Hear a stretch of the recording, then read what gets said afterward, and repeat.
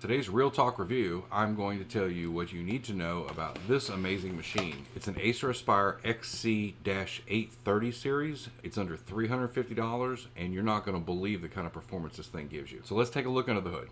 Nothing fancy, just a standard machine. One thing I do love is that if you have an old style monitor with a VGA connection, you can still use it, or you can go to the HDMI, which is great for the newer monitors. Got 4 USB ports on the back, your Ethernet, all your sound connections here, which is great. When you open the case, you do have one free SATA connector. They give you room right here if you want to add a secondary hard drive. So now that we've gotten under the hood, let's see what it's got performance-wise.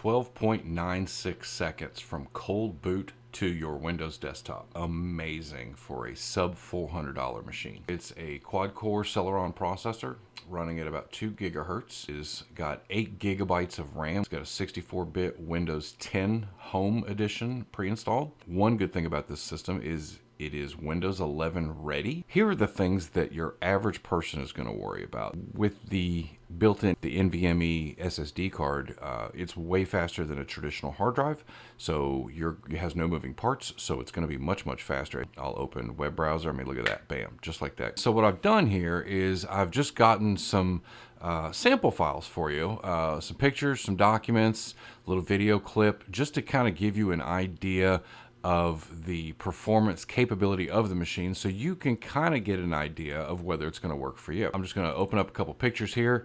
Just want you to see how quickly they open. Overall, I mean, the photos open relatively quickly in just a couple seconds, so I would say that's pretty good. Here is a sample document, and you can see it opens up here relatively quick. The full screen video performance is actually really good. This is just a little sample clip that I found, but I mean, you can see it's the high quality, super smooth playback. The last thing I've got here is just this sample game that I downloaded. Now, this is not a gaming machine. You do have the ability to upgrade the video card if you wanted to. You could theoretically make it a gaming computer, and for the vast majority of people, this is the type of computer that they would be just fine with. And again, with the pictures, with the documents, that's what most people are going to do. Is they're going to use it to look at photos and graphics. They're going to use it to open documents on their computer. They're going to use it to open PDF files and things like that, and they may, in some cases, play a video, stream Netflix, something like that. I think it's a great machine, certainly for the price point. So I've got this game downloaded. Like I said, this is more of an intermediate game. It's not, Facebook slot machines, but it's also not Call of Duty. More along the lines of what someone who likes games but isn't a gamer would play. So the graphics are not exactly state of the art, or like you would get in a system that had a $3,000 video card, but you're just kind of getting an idea here of how fluid everything is. But I'm actually kind of impressed. So yeah, I would say for middle grade games, this would probably be more than sufficient. So we went through some of the pros on this machine, and like I said, for your average user, this is actually a pretty decent machine.